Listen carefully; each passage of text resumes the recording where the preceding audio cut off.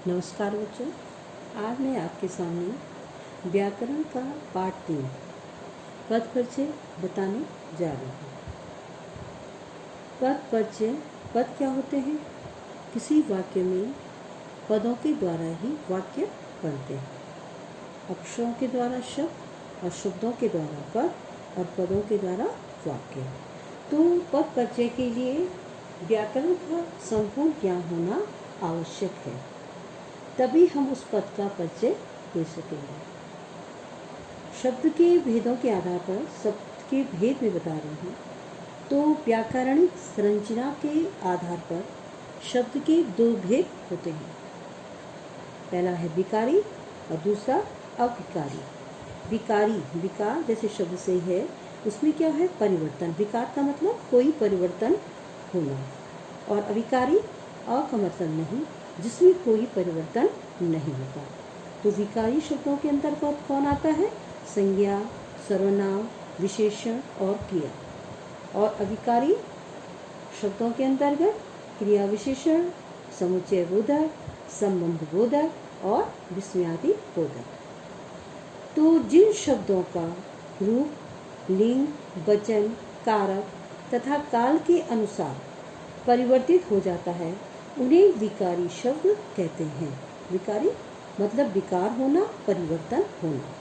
तो संज्ञा, सर्वनाम, विशेषण और क्रिया विकारी शब्द हैं। और अविकारी और का मतलब नहीं बताया, परिवर्तन होना जिसमें कोई परिवर्तन नहीं होता। जिन शब्दों का रूप कभी नहीं बदलता, उन्हें अविकारी शब्द कहते हैं। और इनके भी 4 भेद हैं: क्रिया विशेषण, समुच्चय बोधक, संबंध बोधक और विस्मयादि बोधक। अब सबसे पहले हम आपको संज्ञा के बारे में बताते हैं। हमको किसी भी वाक्य में जो पद आए होते हैं, उनका परिचय देना होता है।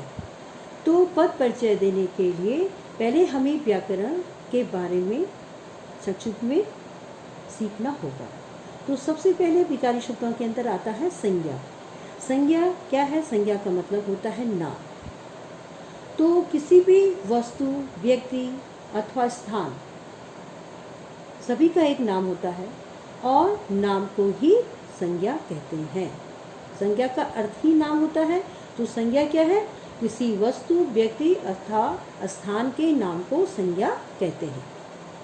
जैसे ताजमहल आगरा में स्थित है। तो इस वाक्य में क्या है? ताजमहल एक वस्तु तथा आगरा एक स्थान का नाम है, तो ये संज्ञा है। अब संज्ञा के भेद।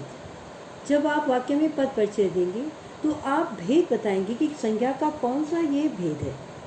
तो संज्ञा के 3 भेद हैं: व्यक्तिवाचक संज्ञा, जातिवाचक संज्ञा और भाववाचक संज्ञा। व्यक्तिवाचक संज्ञा, जो शब्द किसी विशेष व्यक्ति, स्थान अथवा वस्तु के नाम का बोध कराते हैं, उन्हें व्यक्तिवाचक संज्ञा कहते हैं।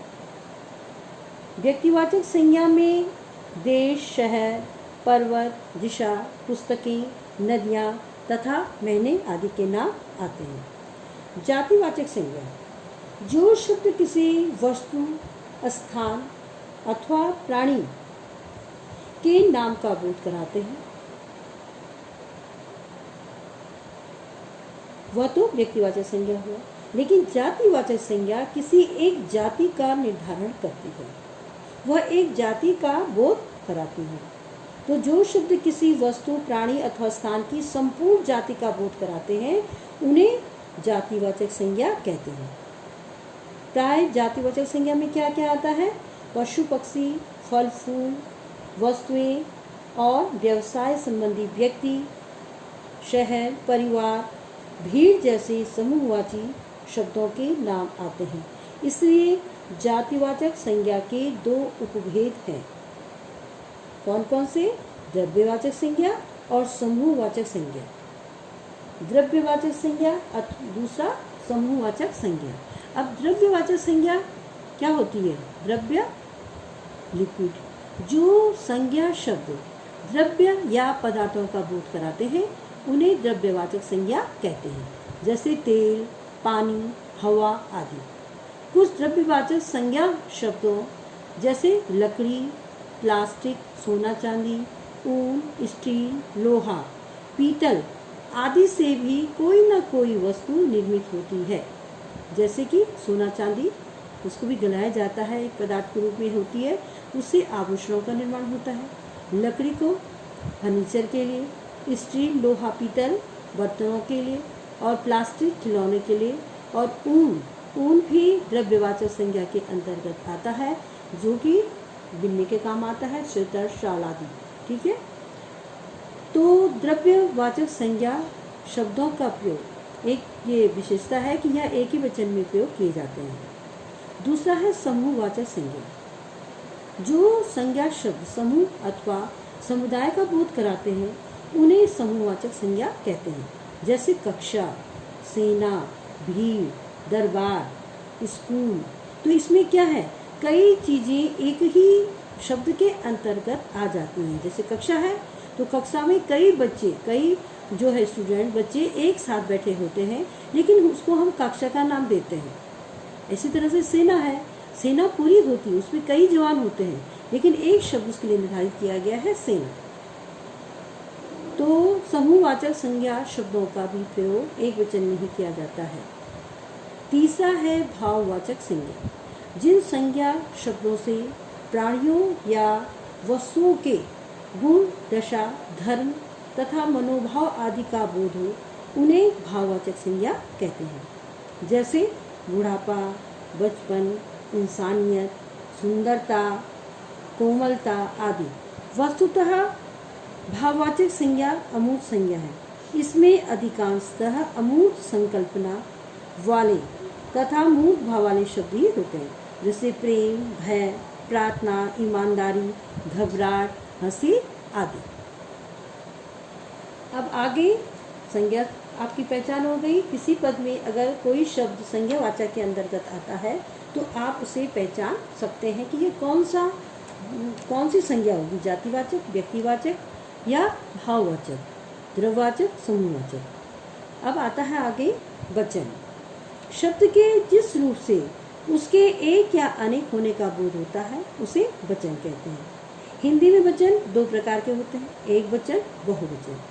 एक वचन शब्द के जिस रूप से केवल एक ही व्यक्ति, वस्तु, स्थान या प्राणी का बोध होता है, उसे एक वचन कहते हैं। जैसे कलम, लड़का, लड़की, पुस्तक आदि। दूसरा बहुवचन। बहुवचन वह है जिस रूप से शब्दों के एक से अधिक होने का बोध होता है। शब्द के जो रूप हमें ये बताता है कि यह एक से अधिक है, तो वह क्या आता है, बहुवचन के अंतर्गत आता है। जैसे कमरे, लड़के, पुस्तकें, आंखें आदि। आप एक वचन से बहुवचन बनाने के लिए कई नियम होते हैं। जैसे आपने एक बच्चा से बच्चे बनाया, रात से रातें बनाया, या लता से लताएं बनाया, लड़की से लड़कियां बनाया। तो ये तरह तरह से आप एक वचन से बहुवचन में रूपों को परिवर्तित कर सकते हैं। उसके आगे है लिंग, जो कि आपको पद परिचय के अंतर्गत बताना है। लिंग का अर्थ है पहचान या चिन्ह। शब्द के जिस रूप से यह पता चले कि संज्ञा स्त्रीवाची है या पुरुषवाची, वह लिंग कहलाता है। हिंदी भाषा में लिंग के दो भेद हैं, पुल्लिंग और स्त्रीलिंग। पुल्लिंग पुरुष जाति का बोध कराने वाले शब्द, और स्त्रीलिंग स्त्री जाति का बोध कराने वाले शब्द। पुरुष जाति का जैसे लड़का, नर, घोड़ा, और स्त्रीलिंग में लड़की, नारी, घोड़ी, मोरनी, शेरनी आदि, ये स्त्रीलिंग के अंतर्गत आएंगे।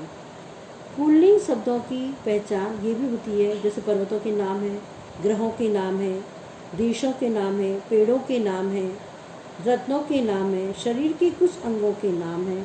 यह जो है किसके अंतर्गत आते हैं, पुल्लिंग शब्दों के अंतर्गत। स्त्रीलिंग में आते हैं झील और नदियाँ, भाषाएं और लिपियाँ, बर्तनों के नाम, जैसे थाली रखी है, चम्मच रखी है, कलछी, कढ़ाई, और शरीर के कुछ अंगों के नाम, जैसे आँखें खुली है, हम कहते हैं ना, पलकें झुकी हैं।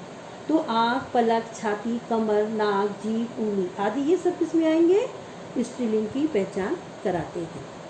ये शब्द किसकी पहचान कराते हैं। अब लिंग परिवर्तन संबंधी भी वही नियम है। जैसे शिष्य का शिष्या करना है, या सुत का सुता करना है, चाचा का चाची करना है, बेटा का बिटिया करना है, लोटा का लुटिया करना है। तो ये इया प्रत्यय जोड़ने से या ई प्रत्यय जोड़ने से, यह आ जोड़ने से, यह जो है पुल्लिंग से स्त्रीलिंग में परिवर्तित हो जाते हैं। अब आता है कारक, जो कि आपको पद परिचय के अंतर्गत बनाना होता है। कारक का शाब्दिक अर्थ होता है करने वाला, अर्थात क्रिया को पूरा करने में योगदान देने वाला।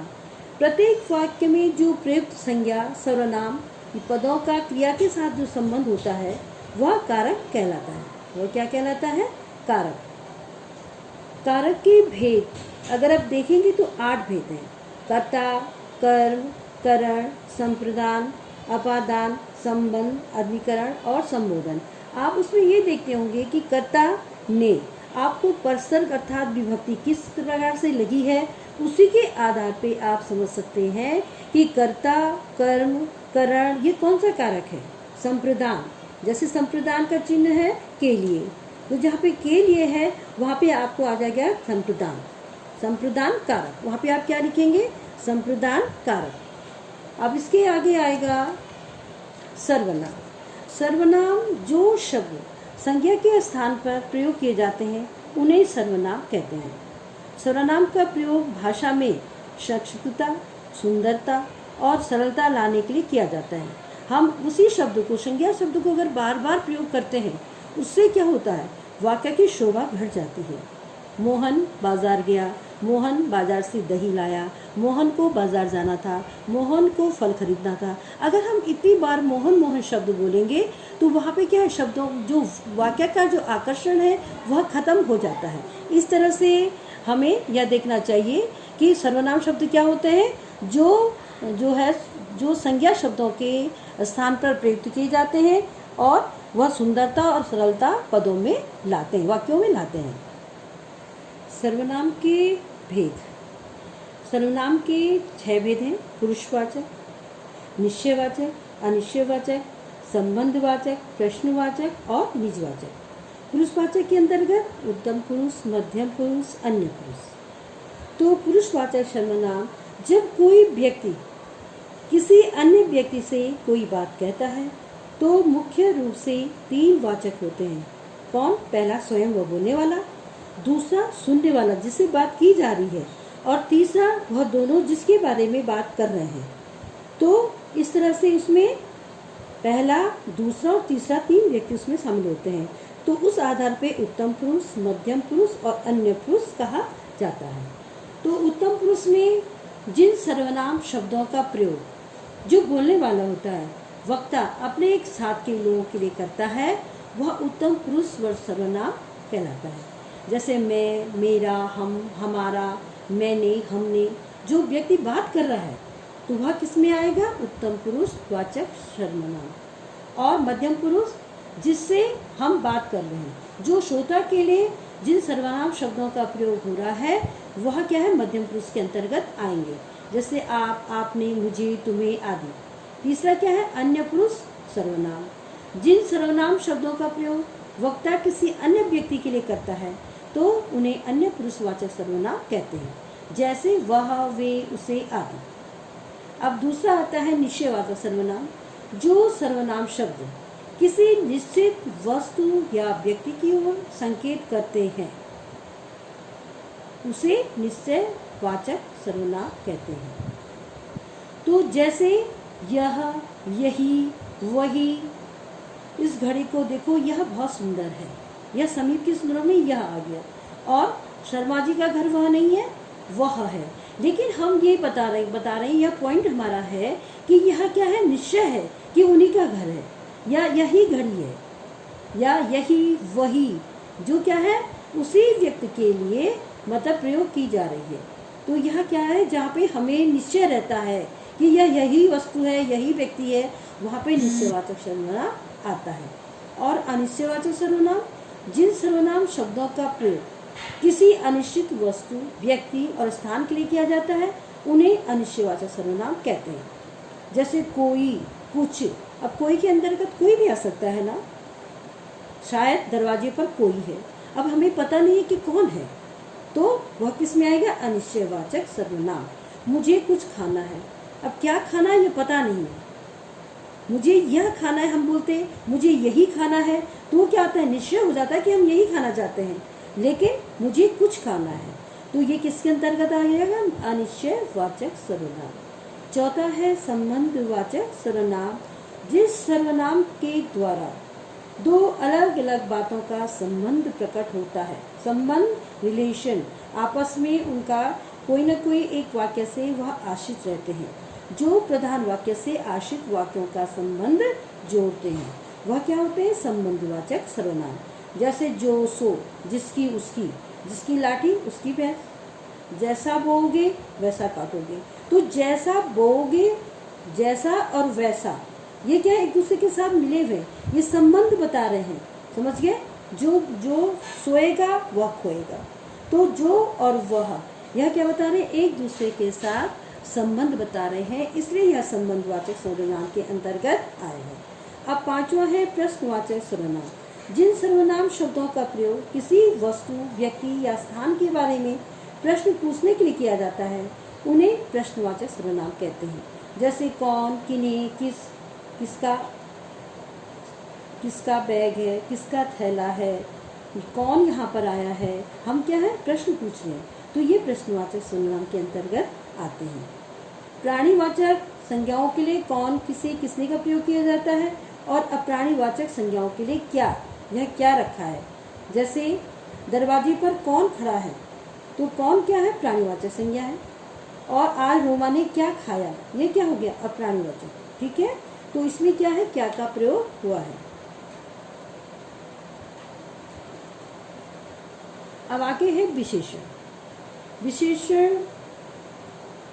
विशेषण देखिए, विशेषण क्या होता है, जो शब्द संज्ञा या सर्वनाम की विशेषता बताते हैं वे विशेषण कहलाते हैं, और जिस संज्ञा या सर्वनाम की वे शब्द विशेषता बताते हैं उन्हें कहते हैं विशेष्य। उन्हें क्या कहते हैं, विशेष्य।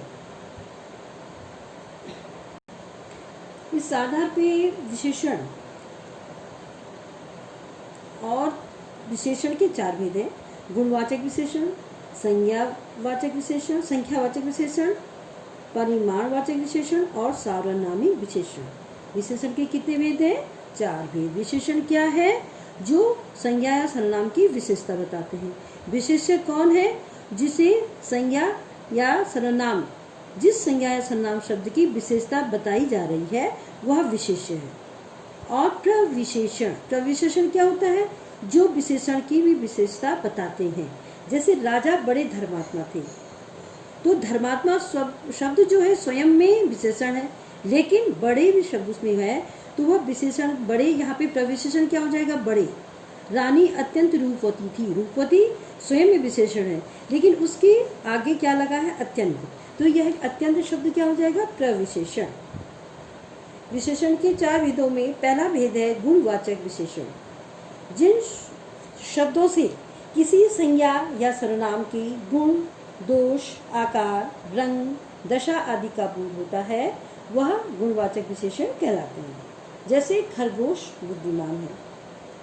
गुणवाचक के अंतर्गत गुण, दोष, आकार आते हैं। जैसे गुण में अच्छा, सरल, दानी, दोष में बुरा, क्रूर, निर्दय, बेईमान, आकार में ऊंचा, नाटा, मोटा, छोटा, रंग में गोरा, काला, पीला, अवस्था क्या है, रोगी है कि वृद्ध है, दरिद्र है कि अमीर है, स्थिति अगला, पिछला, निचला, ऊपरी, तो ये शब्द क्या है, ये गुणवाचक विशेषण के अंतर्गत आते हैं।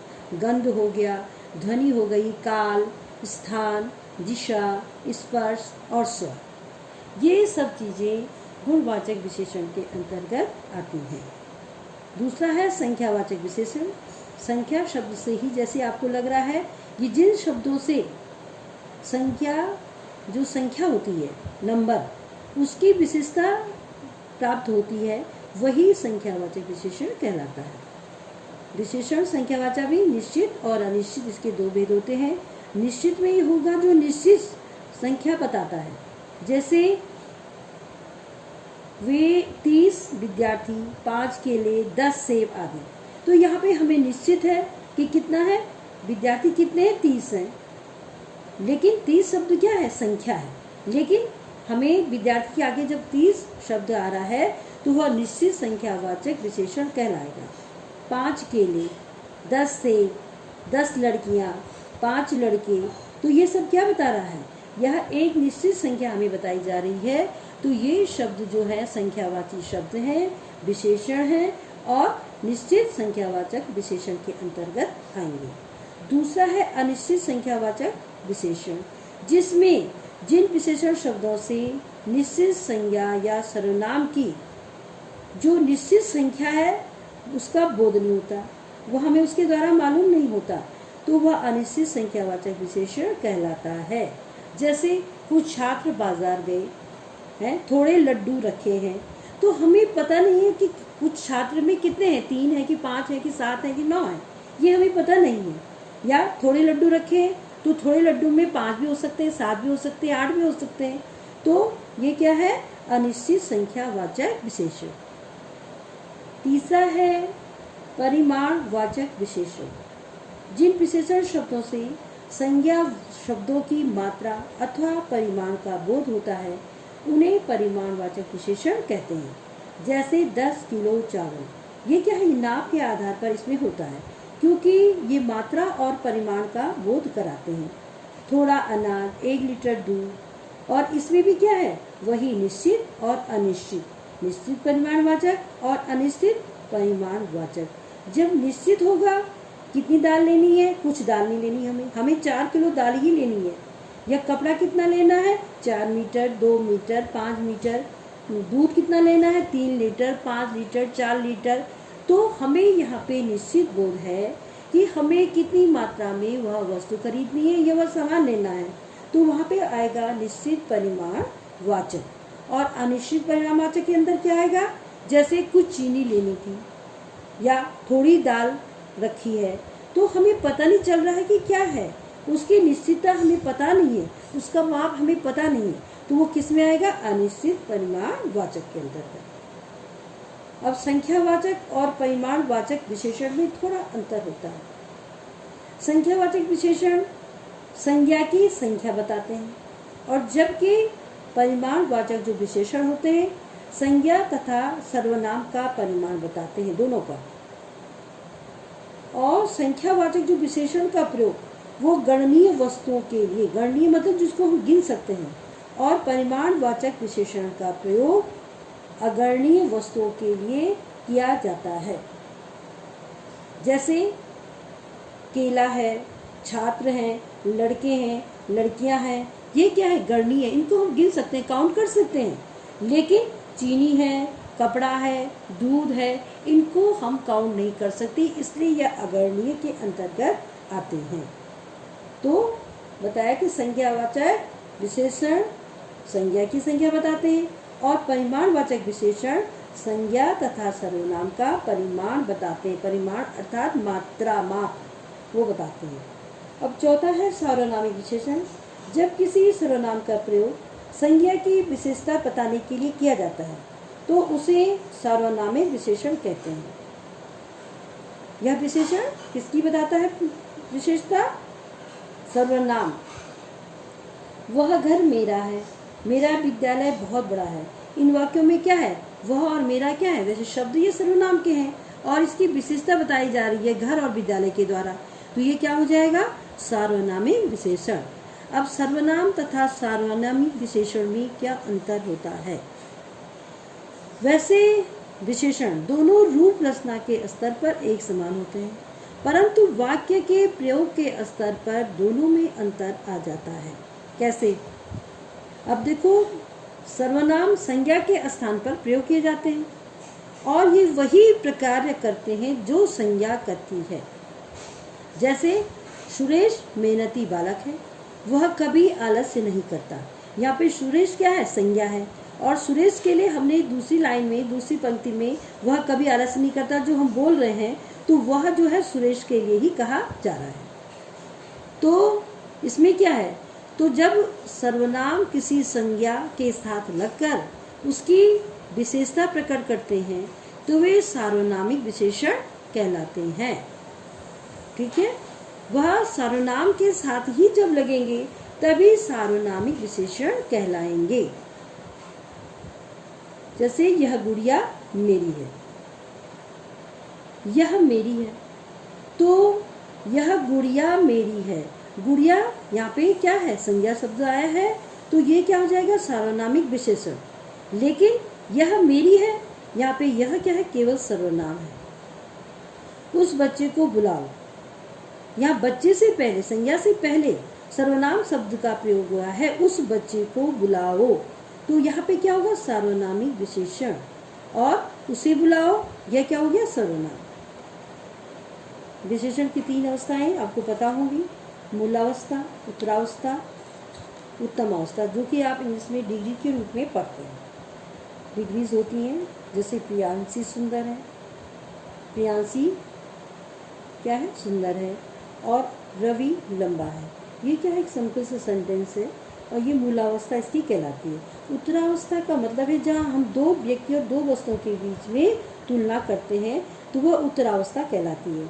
कि रोहित मोहित की अपेक्षा बुद्धिमान है, प्रियांशी सीता से अधिक सुंदर है।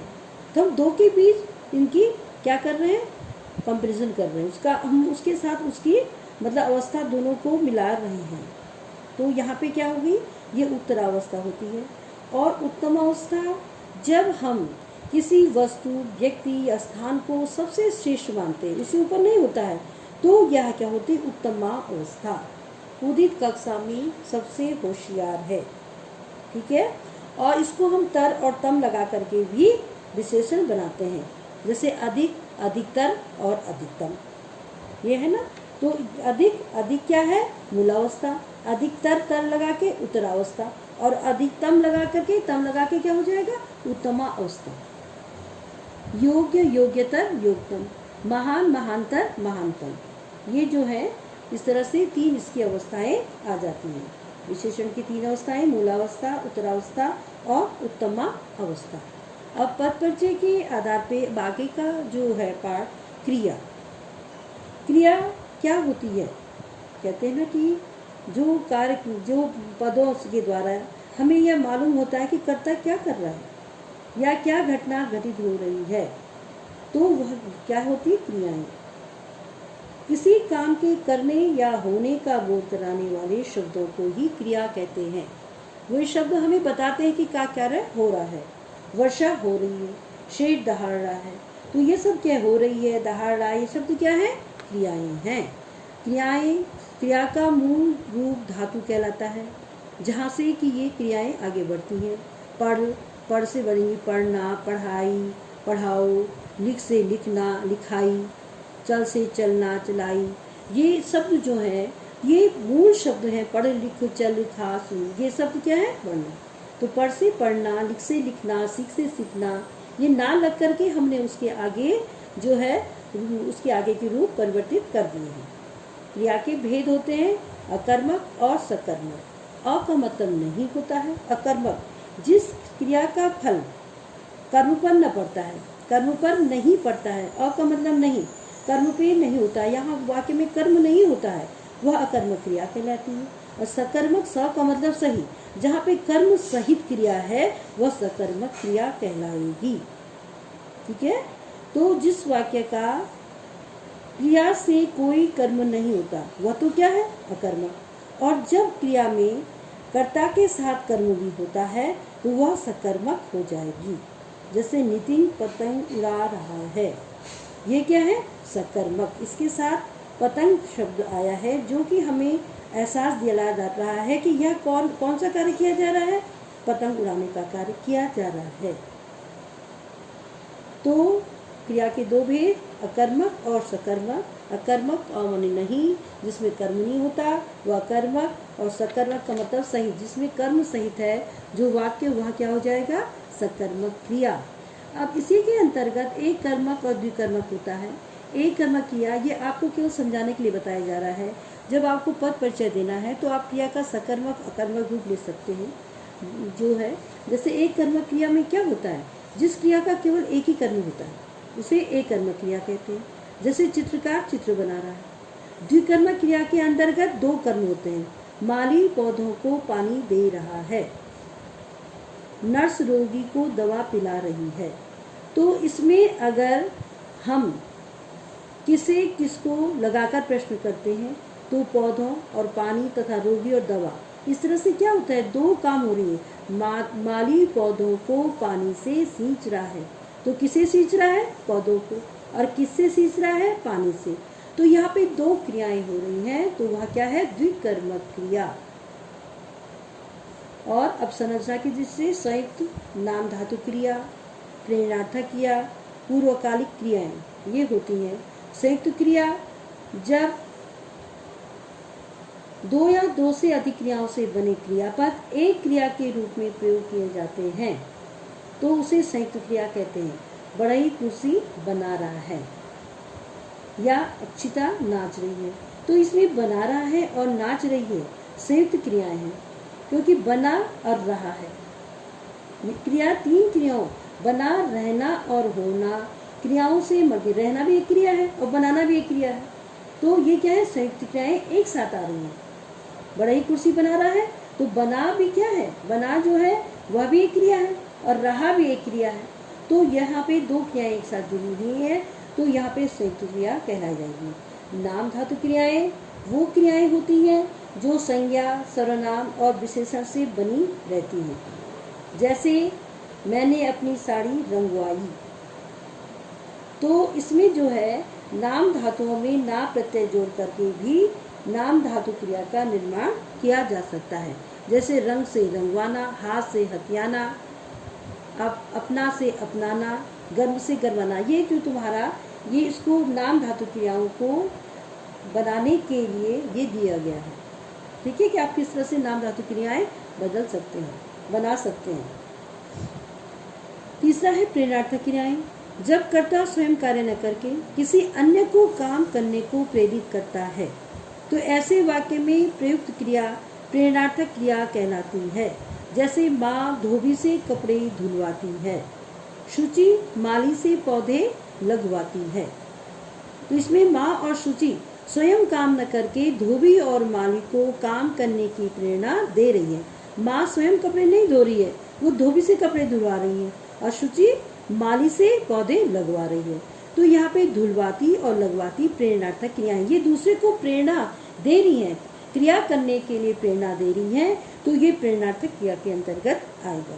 पूर्वकालिक क्रिया चौथा, जो क्रिया मुख्य रूप क्रिया से पहले होती है उसे पूर्वकालिक क्रिया कहते हैं। जैसे बच्चा रो रो कर सो गया, तो इसमें क्या है, बच्चा रो रो कर, इसमें कर शब्द जुड़ा होता है क्रिया के साथ कर। तो यहाँ पे दो जो है मतलब क्रिया के साथ एक और क्रिया आ गई।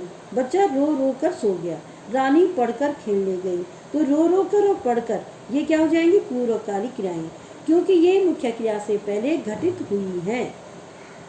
वो खेलने कब गई, जब उसने पढ़ लिया। वो बच्चा कब सोया, जब वह रो गया। तो इसमें एक क्रिया, जो क्रिया मुख्य क्रिया है उससे पहले एक क्रिया आ गई है। सोने से पहले रोने की क्रिया और खेलने से पहले पढ़ने की क्रिया, तो यह क्या क्रिया हो जाएगी, पूर्वकालिक क्रिया। इस तरह से बच्चों आपने देखा। अब आगे जो है पद परिचय के अंतर्गत काल, मैं इसको संक्षिप्त में बताने जा रही हूँ। काल आप जानते हैं, काल क्या है, जो समय का निर्धारण करता है। काल के तीन भेद होते हैं, भूतकाल, वर्तमान, भविष्यकाल। भूतकाल क्या है, जो बीते समय का बोध हमें कराता है उसे भूतकाल कहते हैं। वर्तमान काल, क्रिया के जिस रूप से हमें वर्तमान काल में होने का बोध होता है उसे वर्तमान काल कहते हैं। और भविष्यत काल, क्रिया के जिस रूप से उसके भविष्य में कार्य होने की संभावना होती है उसे भविष्यत काल कहते हैं। मोनिका ने खाना खा लिया, भूतकाल। प्रियांशी खेल रही है, वर्तमान काल। कल हम बाजार जाएंगे, भविष्यत काल। तो किसी क्रिया का मूल रूप धातु कहलाता है। धातु में ना लगाकर क्रिया का सामान्य रूप बनाया जाता है। क्रिया के संबंध में मुख्य बातें मैं बताने जा रही हूँ जो अभी तक आपने पढ़ी। क्रिया के मुख्यतः दो भेद हैं, अकर्मक, सकर्मक। संरचना की दृष्टि से संयुक्त क्रिया, नाम क्रिया, प्रेरणार्थक क्रिया, पूर्वकालिक क्रिया।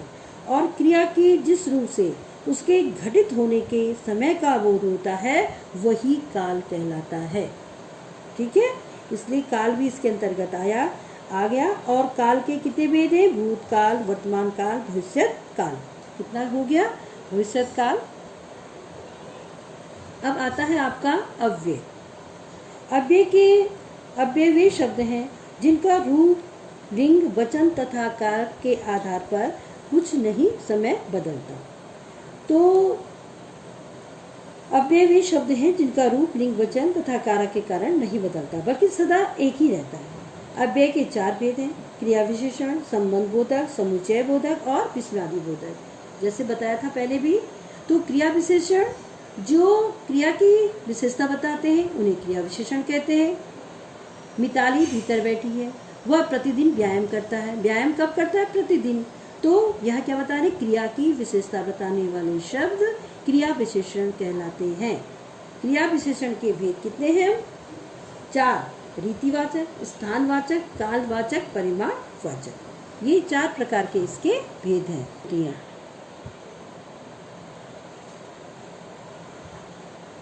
विस्मयादि बोधक, इसमें संबंध बोधक के अंतर्गत आपको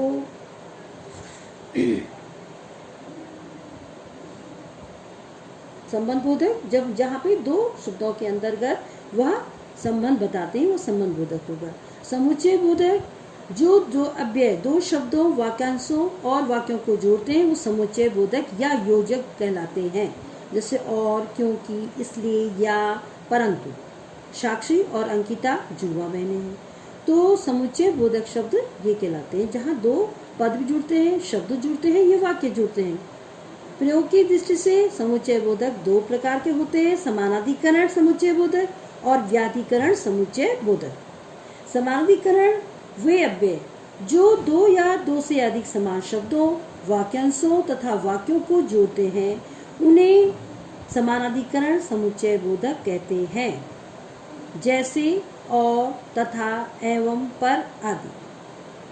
वे क्या है? अधिक 2 या 2 से अधिक समान शब्दों, वाक्यांशों को जोड़ते हैं।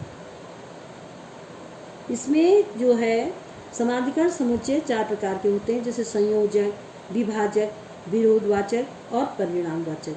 संयोजक में क्या क्या? जैसे अमन और आकाश भाई भाई हैं, ये संयोजक हैं। ये 2 अव्यय पदों को, 2 वाक्यों को जोड़ने का कार्य कर रहे हैं, तो ये संयोजक हो गए। विभाजक जो अलग है, जो अव्यय पद 2 वाक्यों और वाक्यांश को विकल्प दर्शाते हैं, या तो ये या तो ये। गृह कार्य पूरा कर लो नहीं तो सजा मिलेगी। विरोधवाचक जो अव्यय पद 2 वाक्यों अथवा वाक्यांशों को जोड़ते हुए उनकी परस्पर विरोध का बोध कराते हैं, उन्हें विरोधवाचक कहते हैं। जैसे मैं बाजार गया पर पुस्तक नहीं मिली, किसान ने परिश्रम किया मगर अच्छी फसल नहीं हुई, ये विरोधी बात बता रहा है। परिणामवाचक में जल्दी चलो ताकि समय पर घर पहुंच सके, मतलब उसका परिणाम बता रहा है। यदि कार्य नहीं किया तो इसका परिणाम क्या हुआ? तुमने परिश्रम किया इसलिए सफल हुए। तो इस प्रकार ये जो है समानाधिकरण 4 प्रकार के: संयोजक, विभाजक, विरोधवाचक और परिणामवाचक। दूसरा है व्याधिकरण समुच्चय बोधक, जो अव्यय शब्द 1 या इससे अधिक आश्रित उपवाक्यों को प्रधान वाक्यों से जोड़ने का कार्य करते हैं, उन्हें व्याधिकरण समुच्चय बोधक कहते हैं। यदि तुम मुझसे कहते तो मैं अवश्य चलता। तो इसमें क्या है कि यह मतलब यह है कि ये यदि तुम मुझसे कहते तो यह आश्रित वाक्य है, तो मैं अवश्य चलता, यह उसके साथ पूरा हो रहा है। व्याधिकरण समुच्चय बोधक भी 4 प्रकार के होते हैं: कारणवाचक, संकेतवाचक, स्वरूपवाचक और उद्देश्यवाचक। कारणवाचक जो कारण बताते हैं, तो कारण कार्य के कारण का बोध होता है इससे। संकेतवाचक जो किसी संकेत या शर्त की ओर संकेत करते हैं, वो संकेतवाचक होते हैं। स्वरूपवाचक जो जिन अव्यय शब्दों का प्रयोग पहले प्रयुक्त शब्द या वाक्यांश का अर्थ स्पष्ट करने के लिए किया जाता है, उन्हें स्वरूपवाचक कहते हैं। जैसे अखिल हंस रहा है, अर्थात वह पार्टी में जाएगा। यह क्या बताने जा रहा है कि जो प्रयुक्त शब्द या वाक्यांश है उसका अर्थ स्पष्ट किया जा रहा है। वह हंस रहा है, इसका मतलब वह पार्टी में जाएगा। उद्देश्यवाचक जो उद्देश्य का बोध करा है। बच्चों शांत हो जाओ ताकि मेरी बात सुनो। क्यों शांत किए जा रहे बच्चे? ताकि उनकी बात सुनी जा सके।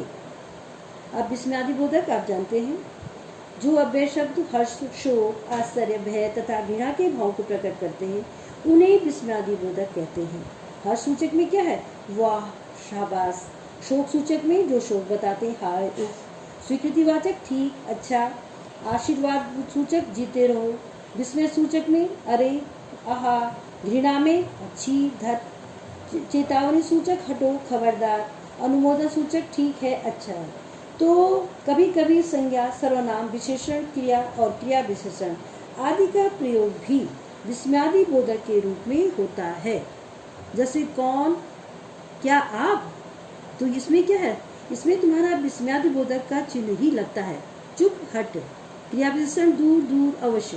तो ये क्या है?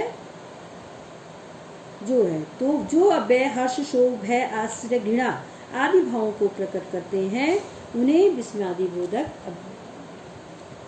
बोधक कहते हैं।